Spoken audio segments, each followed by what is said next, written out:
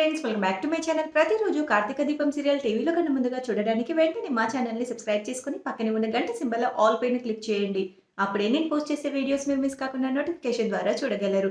ఇక సీరియల్‌లోకి వెళ్తే అడ్డు వస్తుందని పారిజాతంని కూడా దాసుతో పాటు కిడ్నాప్ చేసి ఒక కొత్త నాటకం ఆడబోతుంది జ్యోత్స్న. మరి అసలు ఏం జరిగింది? అసలు పారిజాతంని దాసుతో పాటు కలిసి కిడ్నాప్ చేయడం ఏంటి? అసలు మరి జ్యోత్స్న ఏ నాటకం ఆడబోతుంది? ఎలాంటి నాటకానికి తెర తీయబోతుంది? అసలు కథలో ఎలాంటి మార్పులు చేయబోతున్నారు? మరి కార్తీక్ ఎలా దాసుని, పారిజాతంని కాపాడి అసలు నిజాన్ని బయట పెట్టబోతున్నాడు అనేది తెలియాలంటే ఈ వీడియోని చివరి వరకు స్కిప్ చేయకుండా చూడండి. అప్పుడే మీకు క్లియర్‌గా అర్థమవుతుంది. అలాగే ఈ వీడియోని ఇప్పటివరకు లైక్ చేయని వాళ్ళు ఇప్పుడే లైక్ చేసేయండి. ఇక సీరియల్‌లోకి వెళ్తే 'కార్తీక దీపం' సీరియల్‌లో దాసు ఎక్కడున్నాడో తెలుసుకోవడానికి కార్తీక్ ఒక ముందడుగైతే వేశాడు.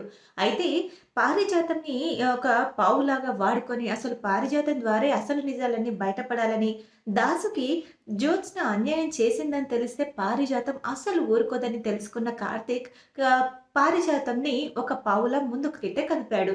అయితే పారిజాతం అలా క్వెషన్స్ మీద క్వెషన్స్ వేసేసరికి జ్యోత్స్న తడుముకుంటూ సమాధానం చెప్తుంది.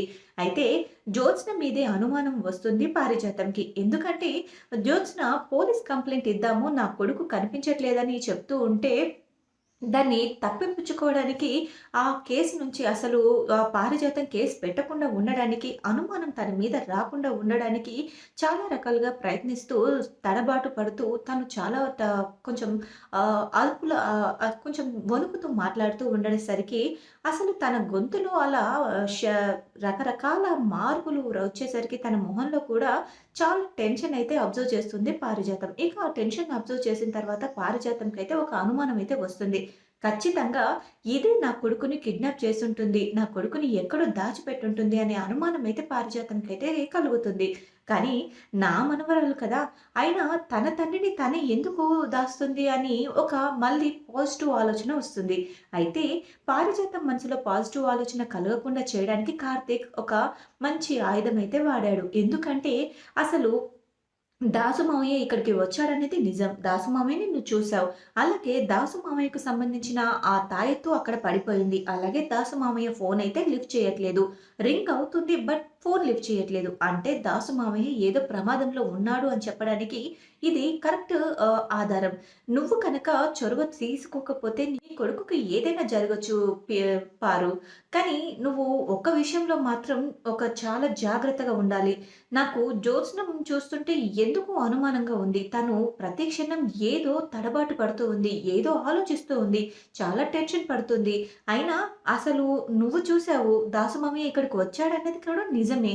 కానీ బాల్కనీలో ఉన్న జ్యోత్స్న చూడలేదు అంటే నీకు నమ్మశక్యంగా ఉందా? కాబట్టి నేను మాత్రం 1, 2 రోజులు వెతుకుతాను. తర్వాత ఏం చేయగలను?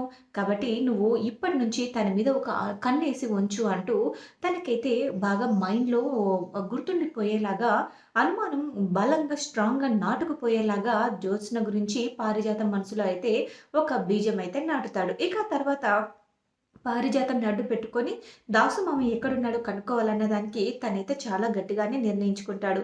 ఎందుకంటే పారిజాతం కూడా జ్యోత్స్న గురించి అనుమానపడుతుంది. ఎందుకంటే అసలైన వారసురాలు జ్యోత్స్న కాదు అని దాసు ఎక్కడ చెప్తాడో అన్న భయం జ్యోత్స్నకి ఉంది.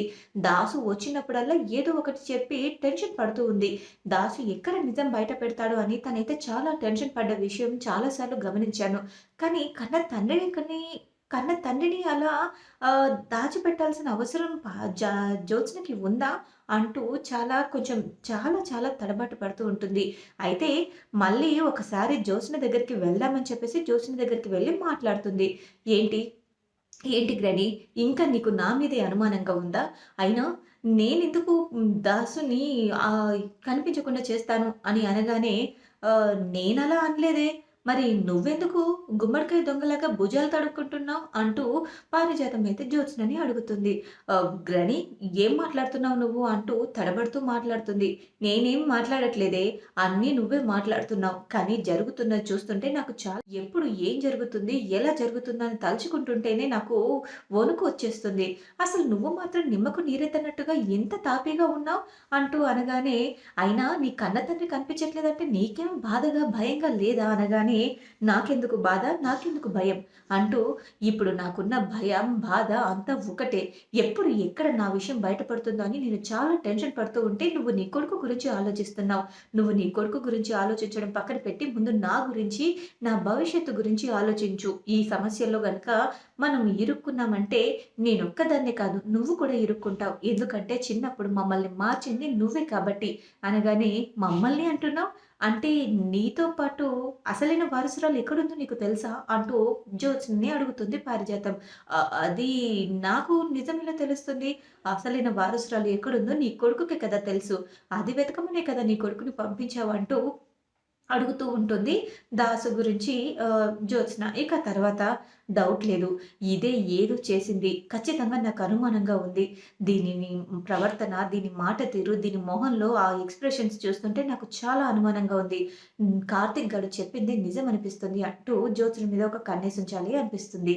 ఆ తర్వాత దాసు ఎక్కడున్నాడో నాకు తెలిసిపోయింది. దాసు నాకు ఫోను చేశాడని కాసేపయ్యాక చూద్దాం అంటూ అనగానే ఆహ్ తను ఎలాంటి ఎక్స్‌ప్రెషన్స్ ఇస్తుంది, ఎలా చేస్తుంది అనేది కార్తిక్ చెప్పినట్లుగానే మొత్తం కూడా పూసగుచ్చినట్టు కార్తిక్ చెప్పినట్టే చేస్తుంది జ్యోత్స్న.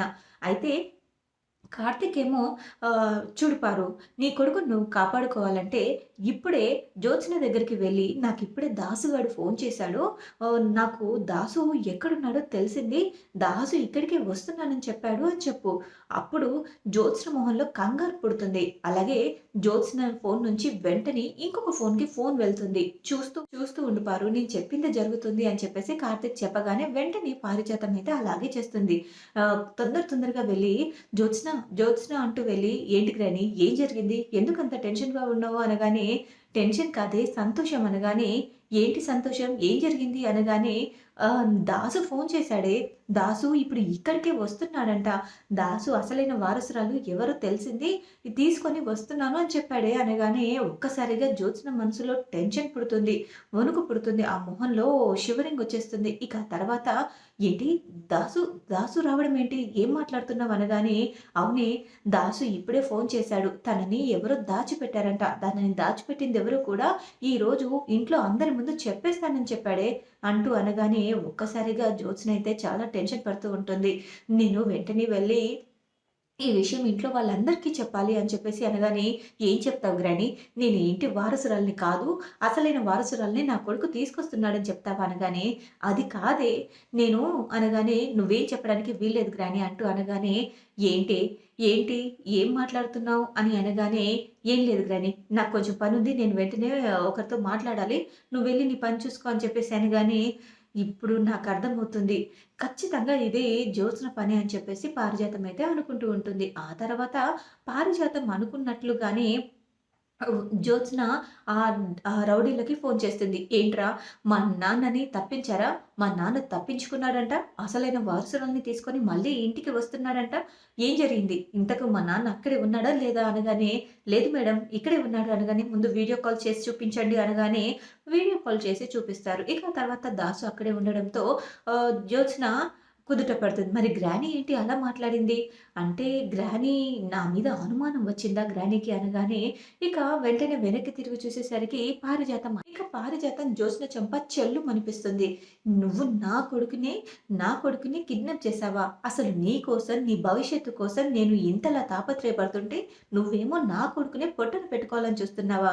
నిన్ను నిజంగా పాముకి పాలు పోసి పెంచినట్టయింది కదే" అంటూ బాగా తిట్టి, "ఇప్పుడే ఈ విషయం అంతా అందరికీ చెప్పేస్తాను. నువ్వు ఈ ఇంటి వారసురాలివి కాదు అని నేను అందరికీ చెప్పేస్తాను. నాకు ఎలాంటి శిక్ష పడ్డా సరే, నువ్వు ఈ ఇంటి వారసురాలు కాదని, అసలు నేను తప్పు చేశానని వాళ్ళ కాళ్ళ మీద పడి క్షమాపణ అడుగుతాను" అని చెప్పేసి పారిజాతం అయితే అంటూ ఉంటుంది. ఇక తర్వాత అసలు నిజం తెలుసుకున్న తర్వాత, తనకి ఎదురు తిరిగిన తర్వాత జ్యోత్స్న ఊరుకుంటుందా?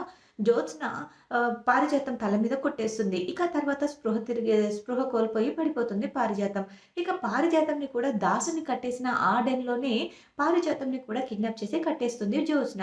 ఇక తర్వాత, "ఏంటి గ్రాని నువ్వు నీ కొడుకు దగ్గరికి రావాలని అంత ఆశపడుతుంటే నేను మాత్రం ఎలా కాదంటాను? అయినా నా దారికి, నా స్వేచ్ఛకి ఎవరైనా అడ్డొస్తే నేను ఊరుకుంటానని ఎలా అనుకున్నావు? నువ్వు నాకు సపోర్ట్ చేసినన్ని రోజులు మాత్రమే నువ్వు నాతో ఉంటావు. నాకు ఎదురు తిరిగితే నా కన్న తండ్రి అని చూడను, ఎవ్వరని చూడను. అయినా నాకు ఇలాంటి బంధాలు, ఆప్యాయతలు ఏమీ లేవు గ్రాని. నాకు కావాల్సిందల్లా ఆస్తి ఒకటే. ఆస్తి తర్వాత నేను అంతగా ప్రేమించిందంటే నా కార్తీక్ బావనే. ఎలాగో దీపను కూడా అడ్డు తొలగించుకునే పనిలోనే ఉన్నాను. ఇప్పుడు మీ ఇద్దరు నా స్వేచ్ఛకి, నా సంతోషానికి అడ్డుపడుతున్నారు. కొద్ది రోజుల్లో సుమిత్ర చచ్చిపోతుంది. ట్రీట్‌మెంట్ అందకపోతే సుమిత్ర చచ్చిపోతుంది. ఆ తర్వాత దీపను కూడా నేను అడ్డు తొలగించుకుంటాను. ఇక ఆ తర్వాత బాధలో కూరుకుపోయి ఉన్న వాళ్ళు ఎలాగైనా నన్ను బావకిచ్చి పెళ్లి చేసేస్తారు.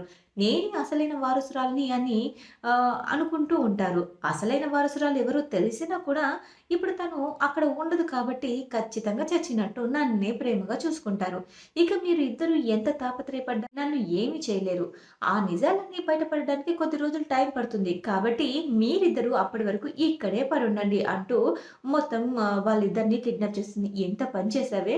నన్ను, నా కొడుకుని నీ జీవితం బాగుండాలని నేను ఎంతగానో ఆరాటపడ్డాను. అలాంటిది నన్ను ఇలా కట్టి పడేస్తావా?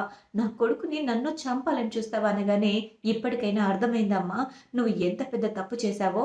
పాముకి పాలు పోసి పెంచావు. చిన్నప్పటి నుంచి నీ మనసులో ఉన్న విషయాన్ని మొత్తం దాని మనసులో నూరిపోసావు. ఇప్పుడు చూడు అది ఎలా తయారైందో. అన్నం పెట్టిన చేతినే నరికేసేలాగా ఉంది అంటూ అనగానే నాకర్థమైందిరా! నేనెంత పెద్ద తప్పు చేశానో నాకర్థమైంది. నేను ఎలాగైనా అయినా ఇంతకీ అసలైన వారసురాలు ఎవర్రా? అంటూ అంటూ అసలైన వారసురాలు గురించి జ్యోత్స్నని అడుగుతుంది. ఓహ్! గ్రానీ నీకు అసలైన వారసురాలు ఎవరో తెలీదు కదా! నేను చెప్తాను. అసలైన వారసురాలు ఆ ఇంట్లోనే ఉంది గ్రానీ అనగానే, ఏం మాట్లాడుతున్నావే అనగానే, అసలైన వారసురాలు ఎవరు కాదు. ఆ దీపే అసలైన వారసురాలు.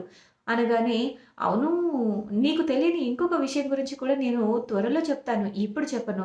ఇప్పుడు నువ్వనుకున్నట్టే అన్నీ జరుగుతాయి అని అనుకుంటున్నావేమో. కానీ నువ్వనుకున్నట్టు ఏది జరగదు అనగానే, నేననుకున్నట్టు జరగదా? అంటే ఆ దీప గురించి నేను ఏ నిర్ణయం తీసుకున్నానో నీకు తెలీదు కదా!